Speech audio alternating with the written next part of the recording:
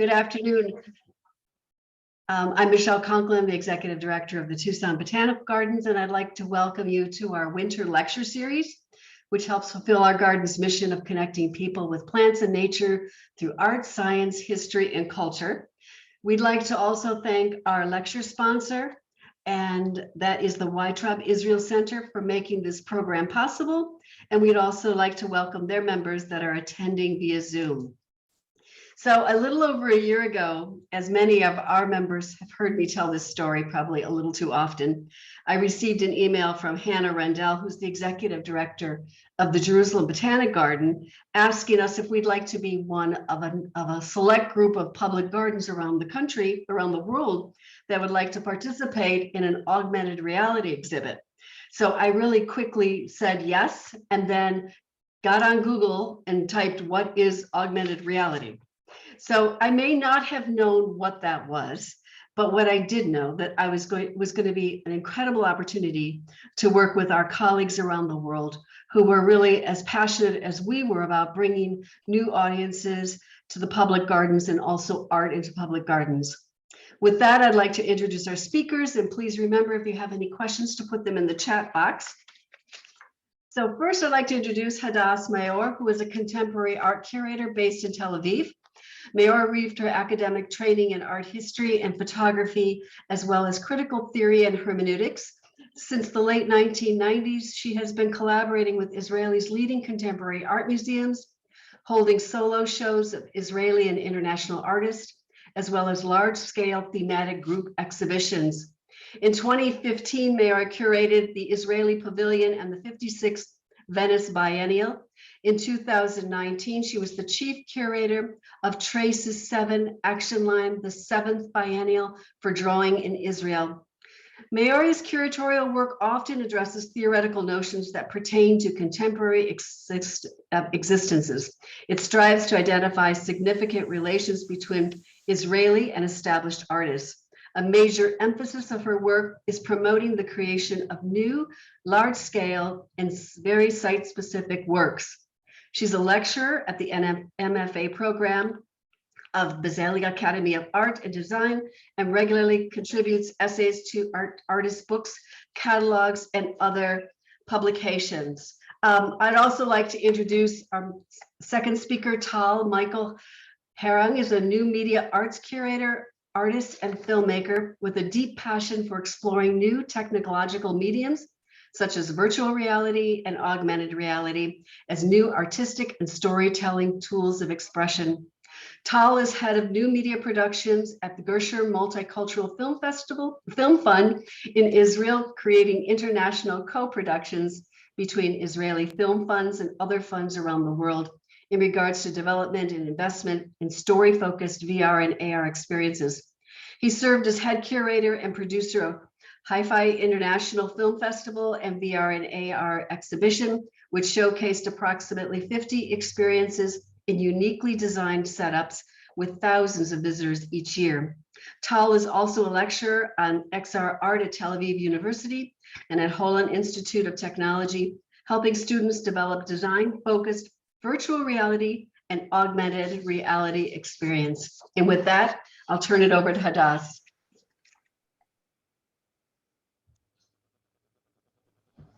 Hello, everyone. Thank you for inviting us, Michelle. It's a pleasure to be here, and it was a pleasure to collaborate with you on this project.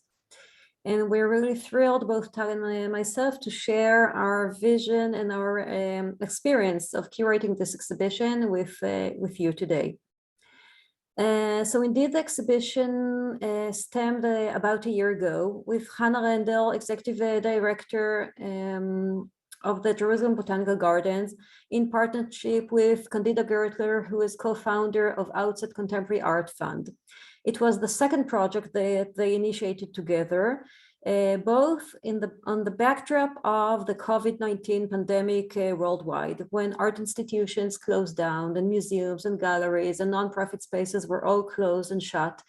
And there was this thirst for art and culture and experience. And the idea of thinking of botanical gardens as open space museums actually stemmed in that period of time.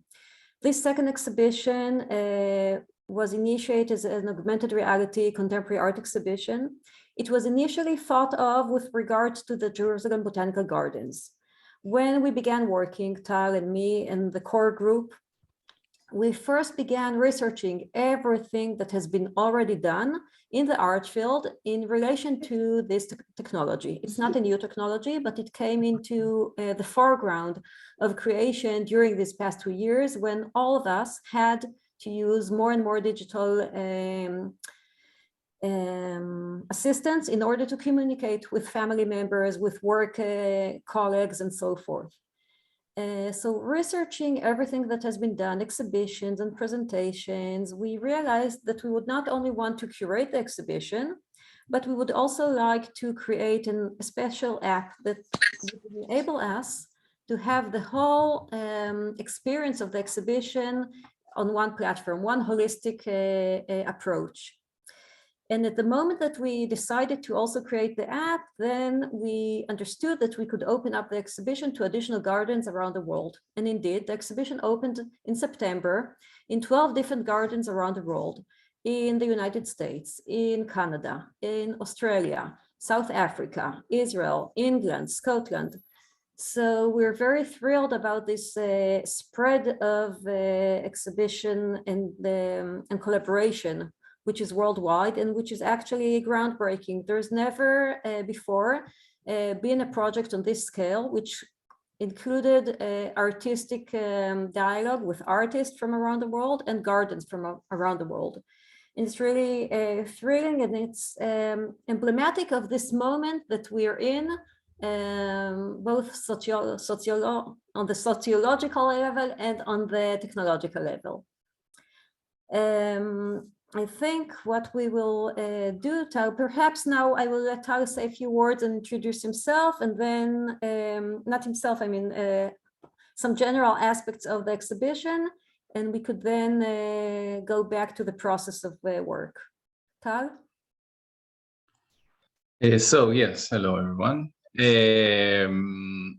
What the exhibition is, besides being a project, an international project that exhibits 13 works of AR by 13 artists from around the world. And they can only be, actually, as you see in the video, can only be exhibited through a mobile app. And what the experience is having visitors to the gardens download this app to their personal phones or iPads. And once they download the app, they receive a map on the app on the screen, showing a trail of that we curated inside each of the gardens, that the visitors needs to follow. And along that trail, there are these spots which symbolize the location of each of the 13 artworks. So the works are digital, created with 3D tools and interactive coding, but the aspect of placing them inside the gardens in specific locations inside the gardens gives them a sense of existence and plays around with that notion of what is virtual and what is physical. And as you can see also in this video, many of the works are very engaging and very interactive, placing the viewer inside the works or engaging with the works themselves, and creating a very unique experience.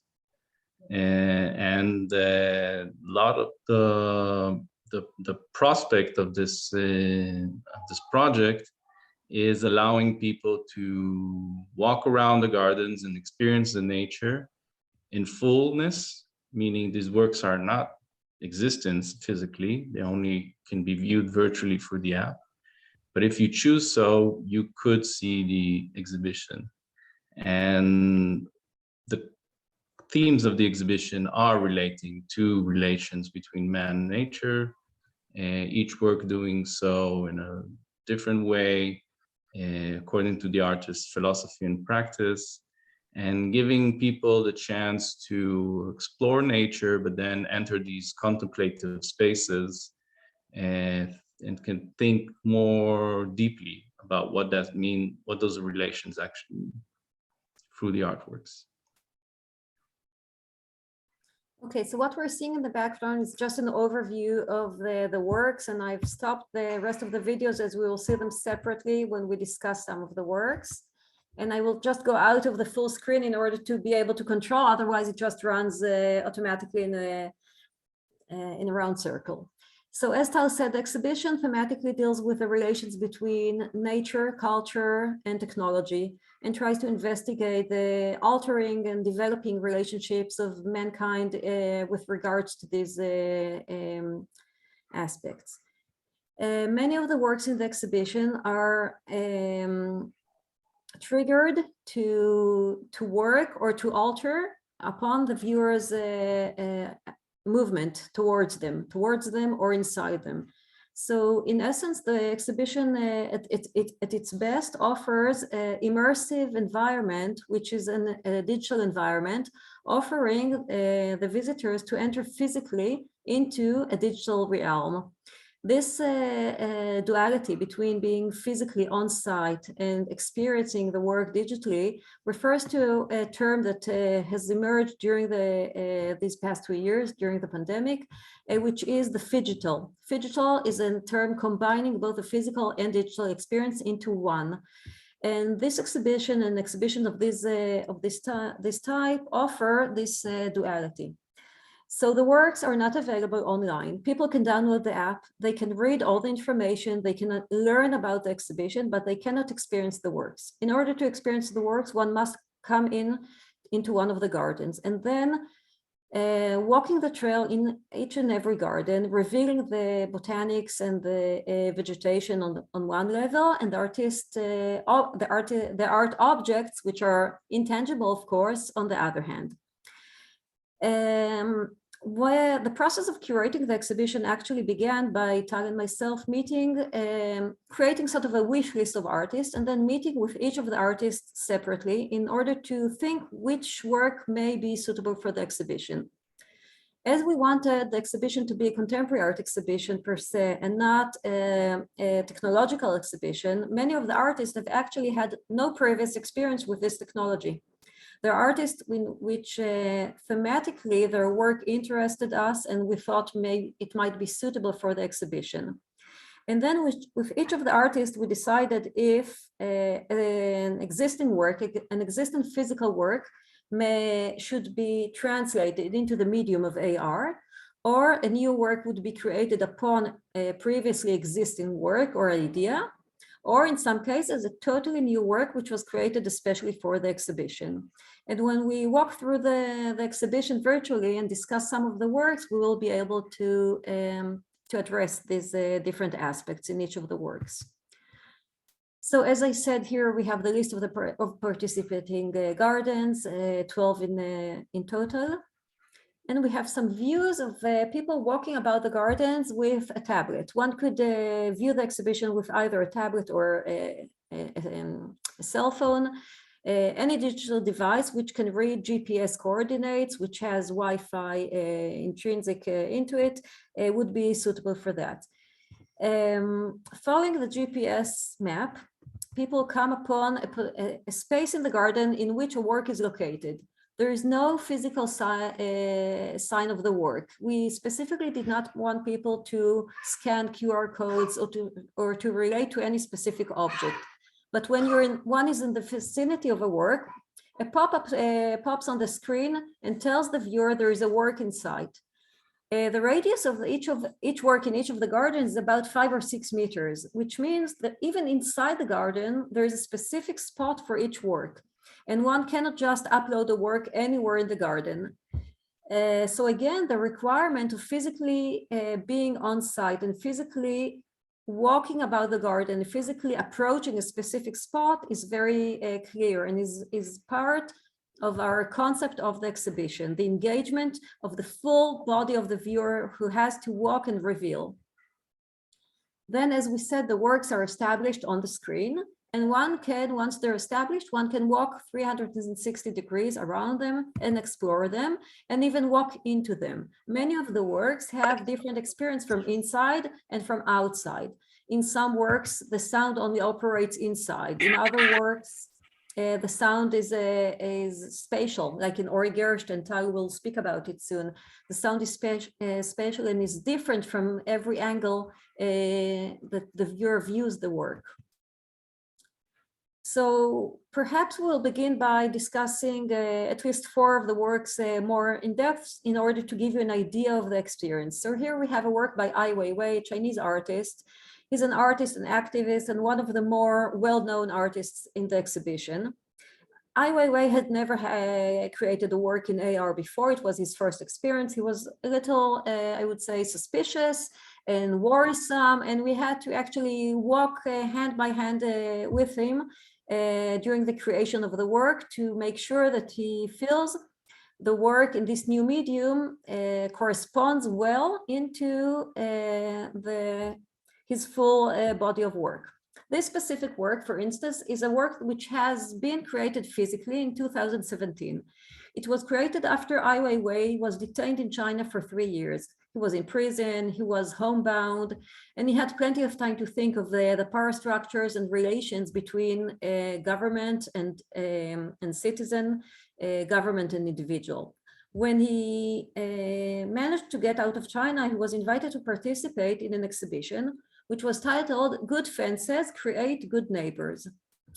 For this exhibition, he created this huge gilded cage, which was physically positioned on site and enabled people to walk into the cage and sense the feeling of what it is to be inside a golden cage and how the outskirts of the cage look from within. During the time, of course, it was created in relation to his own experience of being detained, but also on the backdrop of the refugee situation in the world. When we proposed Ai Weiwei to present the work in the Botanic Garden, we actually offered him to add another layer of meaning to the work. Botanic gardens, as such, are actually a sort of gilded cage. They collect and present botanics and plants from different places in the world, from different types of climates, not always in the place where they would normally or naturally grow and develop. And as such, they offer these plants the gilded cage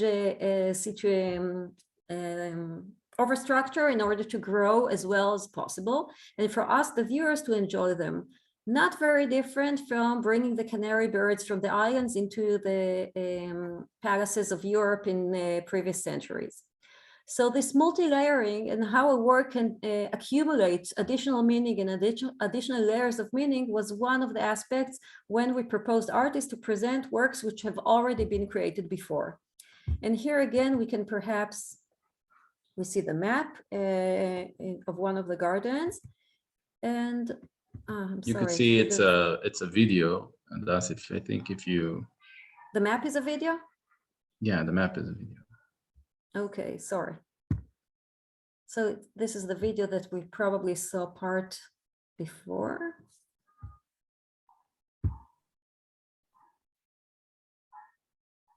So here you actually can follow what a viewer would see on the screen. The set of 3 consecutive instructions. And in how this it's case, placed. And of course, since it's augmented, the works are seen on the backdrop of the garden. When we have 12 different gardens, and as the works are presented on 12 different backdrops, they actually look different in each garden, and the cumulative experience is different in each and every garden. What the video here presents is the way that when the viewer steps into the gilded cage and walks close to these turning doors, the doors flip according to the presence of the physical presence of the viewer's body. Sorry.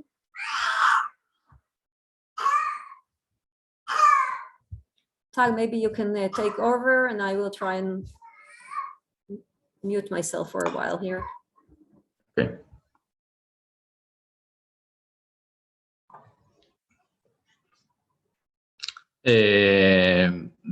Yeah, I think we can show the next example.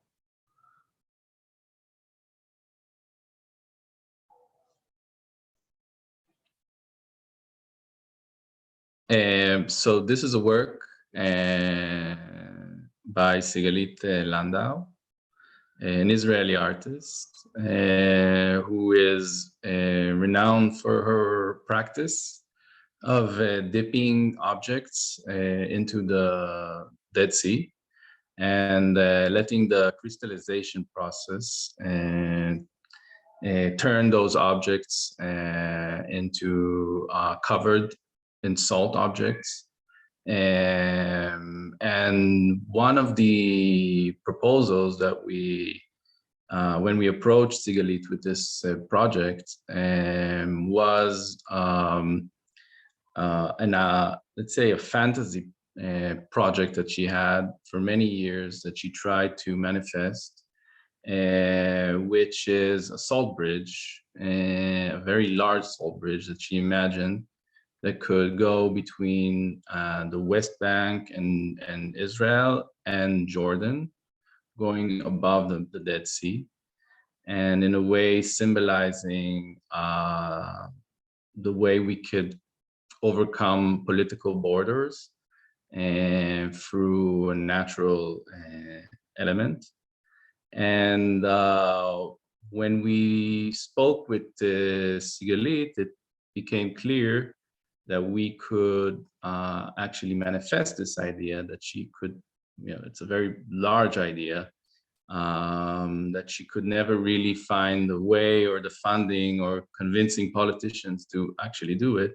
But we could create its concept, its basic manifestation through AR and give it a life.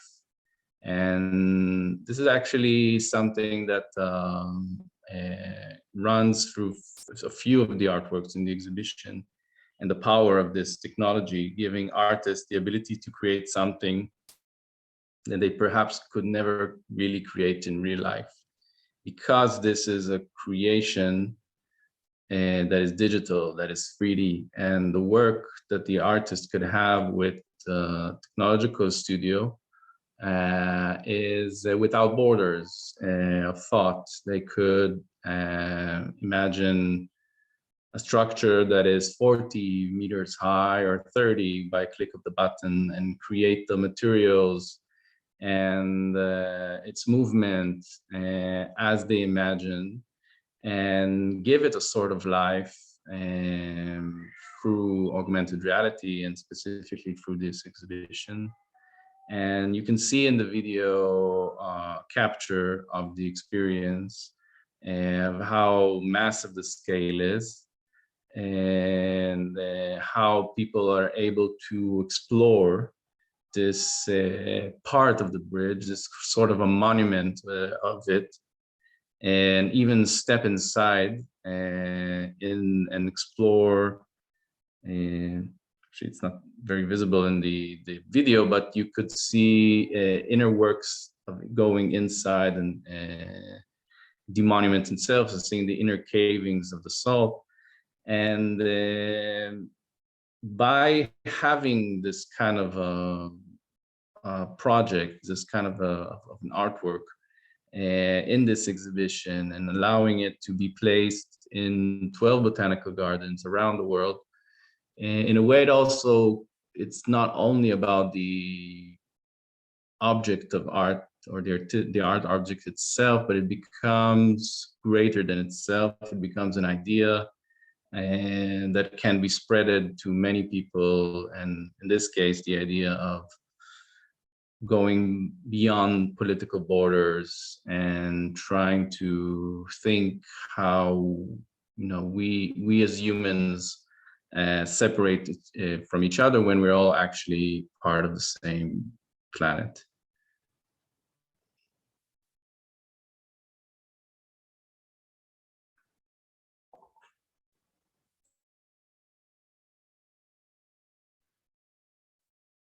Sorry, I didn't realize I was still muted.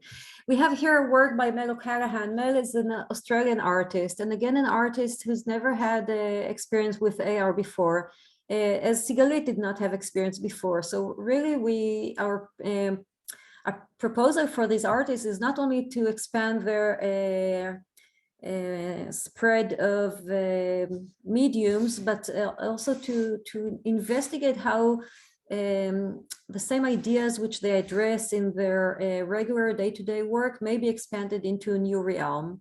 And for Mel, for instance, we took a work which was a physical work, which has been presented in various museums around the world. But in the physical presentation of the work, there was a glass sphere, physical sphere, and there were professional performers which were creating a performance around the sphere, tapping on it, creating a sound with it.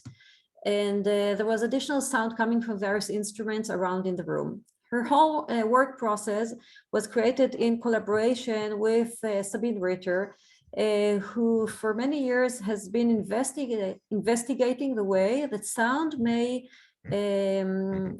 and breathing may assist people in entering and coming out of states of trance. So here in the exhibition, what we proposed, Mel, was to alter the relations between object, performer, and viewer. And we actually proposed that the viewer would become the performer in this presentation of the work. So for people entering or seeing the work in the garden, establishing the work, first they would see digitally on their screen a huge glass sphere. Then, and they don't hear the sound because the sound can only be heard from inside. Then investigating the works and stepping into the sphere is like a lens, a distorting lens, and everything around the garden becomes distorted. And then a sound begins, and the sound becomes more and more harsh. It begins with a sound of soft breathing, and it ends up in very harsh and very quick breathings. Viewers to the exhibition would not enter a state of trance, but if you see the exhibition on your own, it does promote a heightened state of awareness to your body and to the relationship between inside and outside body and environment.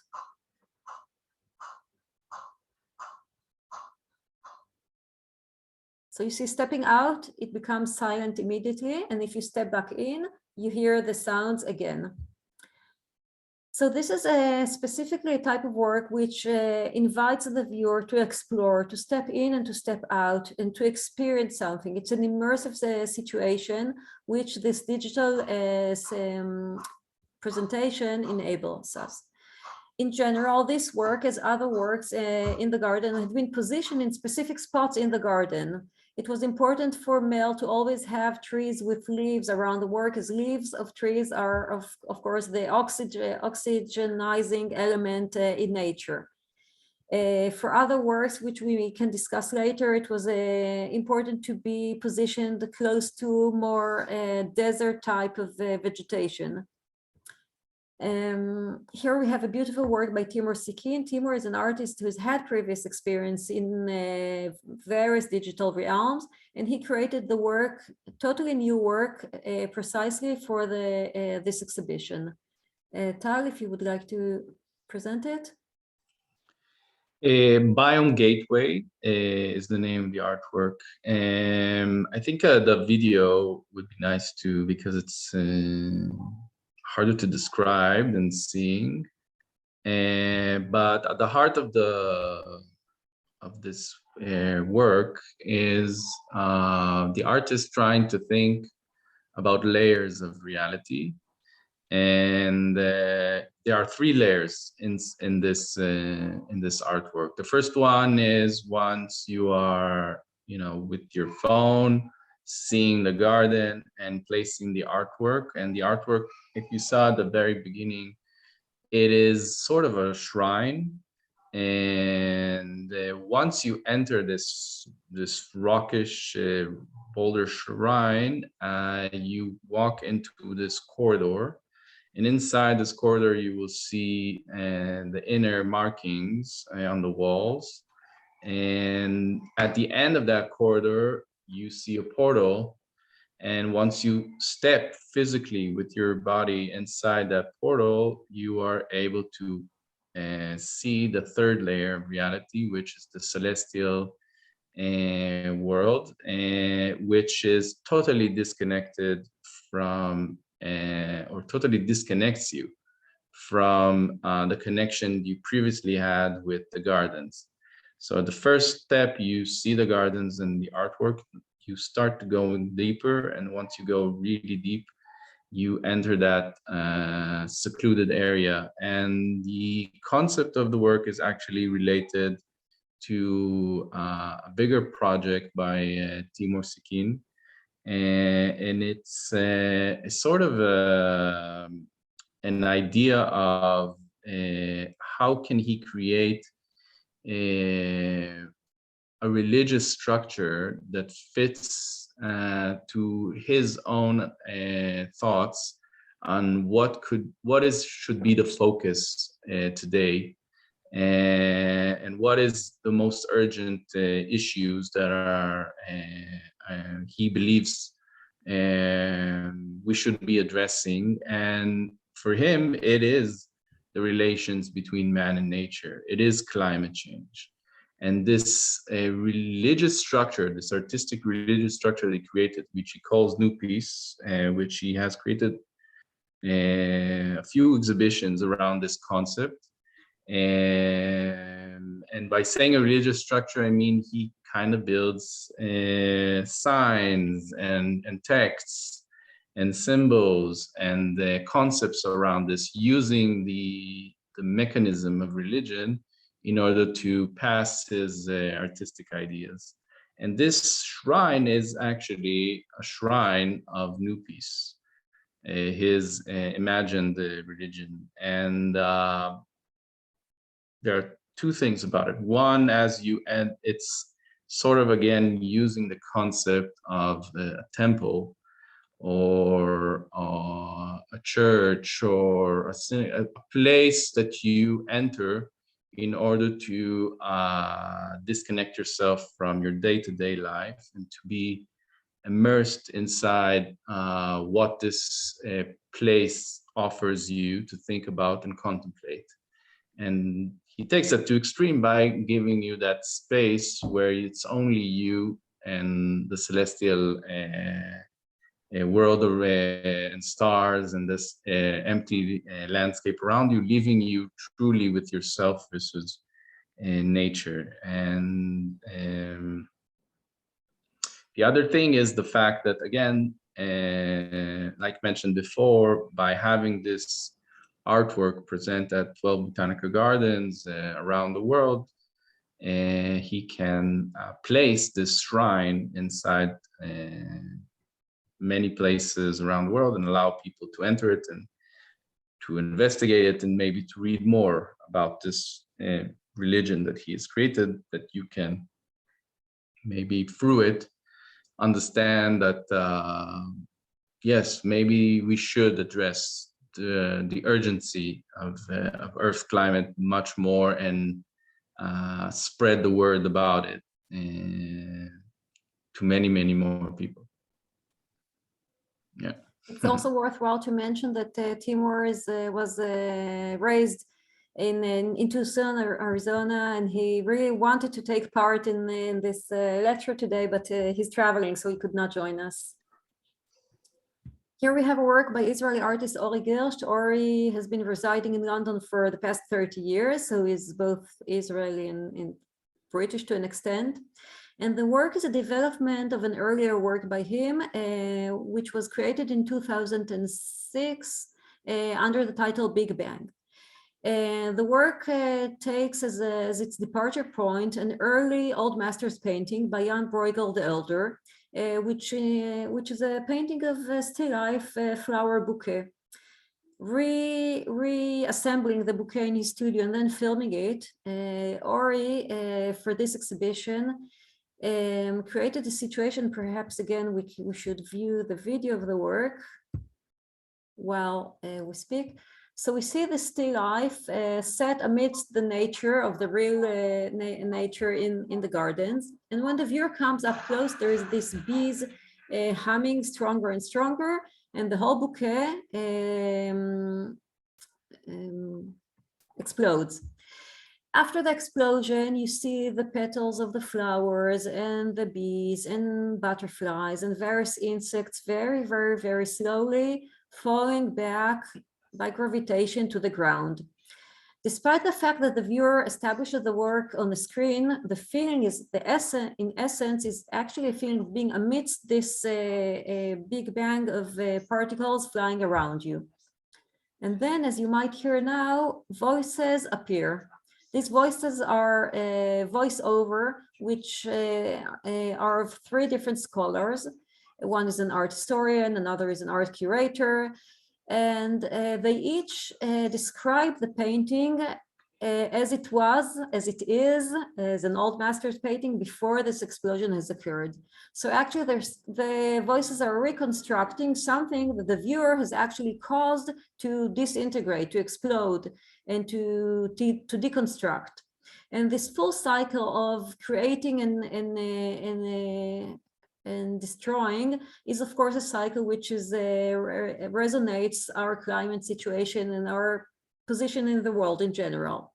What's interesting about the work is it's positioned spatially. Not only does it begin to work upon the viewers coming up close to it, but also the three voices are positioned in three different angles to this center bouquet. So if a visitor stands on one side of the work, he or she hears one voiceover. But if they stand on the other side, they hear a different speaker, a different scholar talk about the work. So it offers sort of a 360 degrees experience, which can accumulate if you have the time and interest to explore. We have here a work by Sarah Meyochos, but we will not go over all the works, I think, for in order to save some time for the Q&A at the end. So we have a beautiful work by Isaac Julian, which has been translated into the medium of AR, a work by Mohammed Kazam, who is an artist from the Emirates. Again, a proposal for a real sculpture, which has not been realized as yet, originally created for Abu Dhabi. Relying on the figure 0, which is a figure that Muslim Persian mathematician revealed and sort of entered into the algebra field, and a work by Jakob Kurt-Stinsen. But mostly I think we would like now to address the work of maybe if we have time, we can go back to some of these works, but we really want to discuss the work of Daito Manabe, a Japanese artist. And he's an internet artist and a DJ and a dancer. And perhaps Talia, do you want to address the work? Yes, so this is actually an interesting case. As you saw in many of the artworks, some of them had a starting point where an artist said, I have this work and let's work with this work to try to see how it can be translated in AR or recreated in a different manner. And for this work, we actually spoke with the artist as we encountered a sort of a research that he has where he tries to understand more in depth the relation between the mind and the body in digital means. And in the artwork itself, I don't know if you have a video. You should have a video. Yeah, I think this is the video. What we see, this human figure is actually a 3D scan of the artist himself, his human body. And while he was on his research, he in reality entered into, placed himself in an MRI machine. And while he was being scanned, he was constantly thinking about the terms of body and movement and dance. And at the end of that session with the MRI, he received data of his brain waves as he was only thinking about these terms constantly.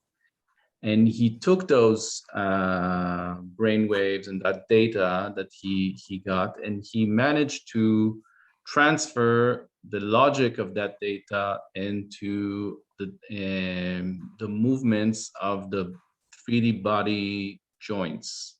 So the dance that you may maybe see if you see the video again is actually a representation of the thoughts that he had while he was in the MRI machine. So from one set of data of his thoughts that he had in his mind about this concept of movement, we see a representation of it in the dance on the 3D body.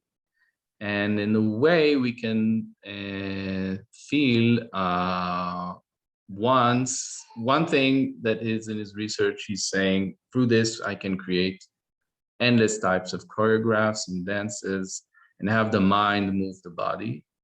But once it was thought to recreate this concept in AR with the artists and for this exhibition, and we see this body popping up inside the gardens and dancing, and we feel the distinct distance between our body and our mind, how the mind can have an endless possibilities and can move in any way it wishes, because you see that the dance is not an actual dance that could be recreated by a human body. It has no relation to rules of physics at all. It floats, it loses gravity, it moves, it floats. It's completely free of anything that limits our body in the natural world. And on the other hand, we have the visitors around us, our own body, and which is limited to what nature allows us to do with it. So that duality is very interesting, and that connection that it creates through this work. If we still have time, I'll stop the share for a moment and perhaps present to you all another example. If I find it very quickly, we're not prepared to present it, but we'll try. We had the dancer, one of the guides in the Jerusalem Botanical Gardens is also a dancer. And she created a beautiful video dancing alongside Daito. So I'm trying to see if I have it here available, but I'm not sure I do. Yes, Hadas, this is Michelle. What I've noticed at our garden, we have noticed visitors mimicking the dancers as well. Exactly. It's been absolutely wonderful, especially children. They really enjoyed that. Yes, I can. Ty, do you have it readily available? Perhaps you can share your screen. I'm not finding it now. Yeah, give me a second. Okay, we're happy to answer any questions or hear any comments or ideas or thoughts. Well, Hadas, one of the guests was wondering if there was going to be a site where we could go, where they could go to see the art presented in other gardens. Because the picture of cigarettes would look very different in the desert versus on the East Coast, right? It's a very good question, which we have not decided upon as yet, because for the first year, the idea was that the works would not be available online, as I said already, but we were thinking of accumulating documentation of the works presented in various gardens, and probably our website, which is structured in parallel to the app, will present these images at a later stage, but we don't have it as yet. Okay, another guest wanted to know that when you're inside one of the art pieces, do you see other people around you? Yes, definitely. That's the whole idea of the work being augmented, is that you have this full realm of digital work, which is the art object, if you will, but you also have reality, and one is totally, absolutely embedded into the other. So you see the artwork, but you also see everybody else around it, and this is why you can always, through the app, you can take pictures, images of everybody who's in the garden and yourself in relation to the artworks. So it's there's also sort of a fun aspect to it in this regard. So I know that installing art in public gardens has its challenges. Oh, there's the dancer. We'll watch that for a sec. Oh, that's wonderful. But it's not in the right space because it's from online. It's not the right pace.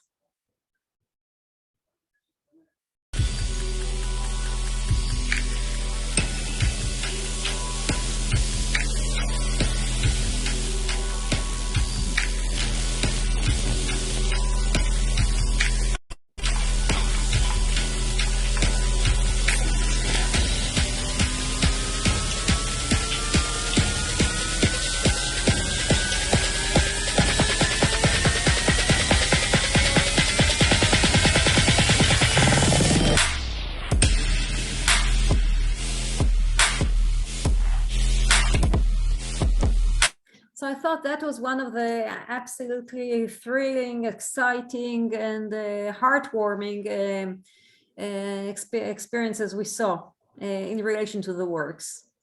Right. Yeah. So when you are installing art in public gardens, there are all these challenges: irrigation system, plant collections, plant beds. What were your challenges that you came across working with public gardens? Okay. So it's very different than installing physical works, of course. When you install physical works, you have to think about the vegetation and how not to harm it, especially in botanical gardens, of course. Here, most of our thoughts were in relation not to specifically the garden or the art object, but actually the viewers. We really took extra time to try and imagine the viewers' movement in space and the viewer's experience, and that they would have enough space to experience the work, and that it would be clear and safe for them. So not if they step 3 steps to the back, they would fall somewhere. And in this notion, it was an opportunity philosophically and thematically to reconsider this whole notion of site specificity. As a curator, I've been working with artists and installing works in site-specific situations and exhibitions and projects. And here, this duality of the works being site-specific for each of the gardens, a different trail for each garden, which all of them, Tal and myself, were looking through and deciding upon. And for each spot on these trails to be very site-specific for our work and for the viewer's experience. So that was the challenge of this exhibition. I can imagine, because our garden is only 5 acres, and there are some gardens that are near 100 acres, maybe possibly more. True, but with goodwill, as you had, everything was solved. It was wonderful. It was a great team to work with. So we had a question from Paula about the explanation and the background information that you presented. Is it available anywhere? Because she said that would make such a big difference in appreciating what the visitor sees and experiences. If you download the app, all the information is available on the app. That's one option. Also, we have our website, which is seeingtheinvisible.art, and all the information, the exhibition text, and each explanation about each of the works, everything is online available, and you can also download and print it. So everything is available on both platforms.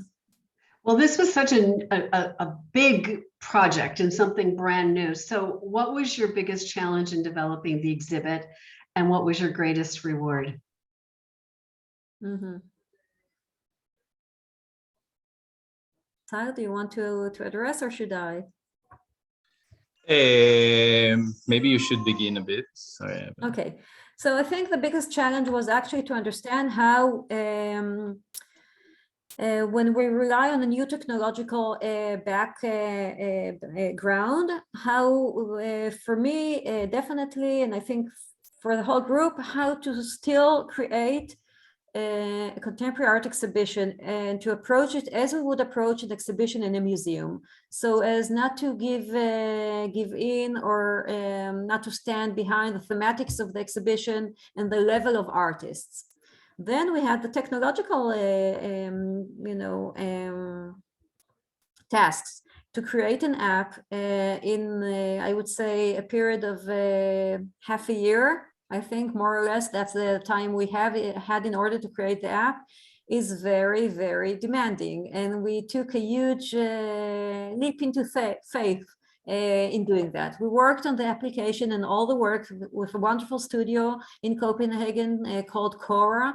They, as I said before, the process was, I began saying and did not conclude, the process was that Tal and myself met with each of the artists to decide upon which work and what aspect, what subject matter the work would deal with. Then we collaborated between the artists and the tech studio with Cora, and then we went ahead and created the application. So as to have a full holistic experience of from A to Z regarding the exhibition. So it had, and then of course, let me not forget, we had a series of meetings with each of the gardens in order to create a trail and position the works. So it was an accumulative process. Yeah, I think it was also interesting how it was all digital. Yeah. Like, yeah, the conversations that we had with all the artists was in Zoom meetings and emails and WhatsApps and whatever, and the conversations that we had with the tech company, and how we, through the process, how we could give inputs was through video capturing of the works or sending us files, so everything was really kind of like this is an exhibition that is mostly based on digital creation.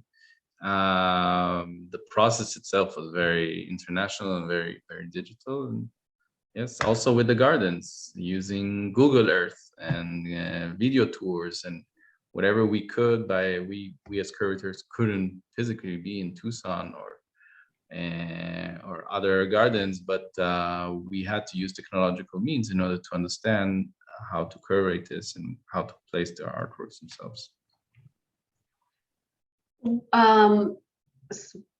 Carol, one of our guests, said when she saw the exhibit at the Tucson Botanical Gardens, the very first sculpture was the forgive me for not remembering the artist. It's the African artist with the beautiful reddish rug. It was by itself, not with the big rock that showed up in your slides. How did we miss it? Oh, well, possibly it may not have been scanned in completion. Is that correct, Tal? Do you think? No, I think maybe it's just because it's big work. Maybe you just could have explored it a bit more around you, because the rug and the rock are two objects, but they are actually the same scene. So, and they do pop up together once you establish the work. Well, from our end, watching our visitors, what I was most surprised by was, and I was very concerned about it in the very beginning, especially watching children who play video games. They seem to be very focused on this little tool that they're using. So I was worried that the experience would be very, secular in a way. What I have been most surprised at is how social it has created for our garden visitors. They talk amongst themselves. they share the experience, they talk to each other. So from my end, that was my biggest surprise. How about from your end? Did you have any surprises, either working with the artist or the technological part of it?